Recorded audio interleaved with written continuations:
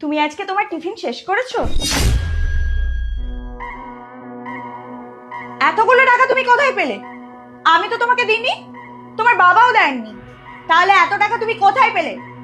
পবিত্র, পবিত্র, কি হলো? কি তুমি চিৎকার করছো কেন? পবিত্র দেখো, রিয়ার টিফিন বক্সে এতগুলো টাকা। এতগুলো টাকা? রিয়া, এত টাকা তুমি কোথায় পেলে? রিয়া, তুমি চুপ করে কেন আছো? সত্যি করে বলো, টাকাগুলো কোথায় পেয়েছো? মা, আমি এগুলো স্কুল থেকে পেয়েছি। কি? স্কুলে পেয়েছো? এতগুলো টাকা রাস্তায় পড়েছিল তুমি যে পেয়েছো? সত্যি করে বলো, কোথায় থেকে টাকাগুলো পেয়েছো? নাহলে তোমার সাথে খারাপ ব্যবহার করবো আমি। আমি সত্যি বলছি বাবা, এগুলো স্কুলের বেঞ্চের নিচেই পড়েছিল। রিয়া, তুমি তোমার বাবা মায়ের সামনে মিথ্যে কথা বলছো। সত্যি করে বলো, এই টাকাগুলো তুমি কোথায় পেয়েছো? স্কুল থেকে? রিয়া, তুমি টাকা চুরি করেছো। তুমি জানো তুমি কতটা বড় ভুল করেছো? বাবা, আমি এই টাকাগুলো নিয়েছিলাম যাতে স্কুলের ফিস দিতে পারি।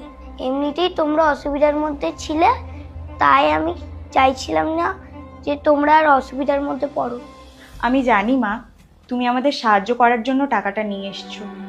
এটা তো সত্যি, তোমার বাবার কাছে তোমার স্কুলের ফিস দেওয়ার মতো টাকা নেই। কিন্তু তুমি যে টাকাটা নিয়ে এসেছো, এটা চুরির টাকা। এটা করা উচিত হয়নি।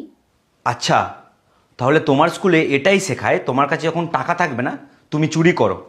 আমি কত কষ্ট করে কাজ করি যাতে তুমি ভালো করে পড়াশোনা শিখতে পারো, আর তুমি স্কুলে পড়ে থাকা টাকা বাড়িতে নিয়ে চলে এসেছো। আমরা তোমাকে এই শিক্ষা দিয়েছি? না বাবা, এরকম ভুল আর হবে না। আমি শুধু তোমাদেরকে সাহায্য করতেই চেয়েছিলাম। কি বললে তুমি? সাহায্য? এটাকে সাহায্য বলে না রিয়া, এটাকে চুরি করা বলে। আর এটা করে তুমি ভুল নয়, অপরাধ করেছো। এই খবরটা যদি তোমার স্কুলে যায়, তোমাকে স্কুল থেকে বার করে দেবে। পবিত্র, তুমি এবার চুপ করো। ও একটা ছোট বাচ্চা, একটু ভুল না হয় করে ফেলেছে। থাক থাক, ওইভাবে আর ওকে বকো না। আমি একটা কথা বলি, শোনো।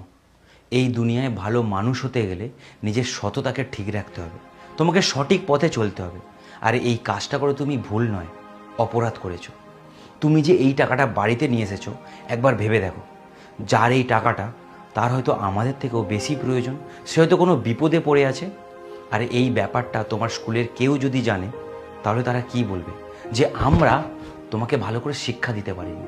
এই কাজটা করে শুধু তোমার নয়, আমাদেরও মাথা তুমি নিচু করে দিয়েছো। ঠিক আছে বাবু, তোমাকে আর কান্না করতে হবে না। তুমি টাকাটা যেখান থেকে পেয়েছো, স্কুলে গিয়ে সেখানেই দিয়ে আসবে। মনে থাকবে? না